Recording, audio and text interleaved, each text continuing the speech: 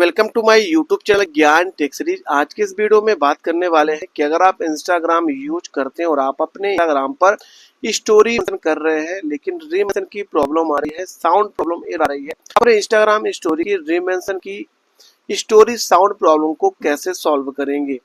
इसके लिए सबसे पहले आपको अपने फ़ोन की सेटिंग्स पर जाएंगे। आपके फ़ोन में जितनी भी सेटिंग्स हैं ओपन होके आ जाएंगी। ऐप्स के ऑप्शन में क्लिक करेंगे, आपके फ़ोन में जितने भी ऐप्स इंस्टॉल हैं ओपन होके आ जाएंगे।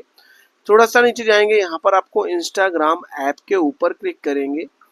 ऐप में क्लिक करने के बाद नीचे आपको एक बार स्टोरेज में क्लिक करके क्लियर कैशे में क्लिक करेंगे।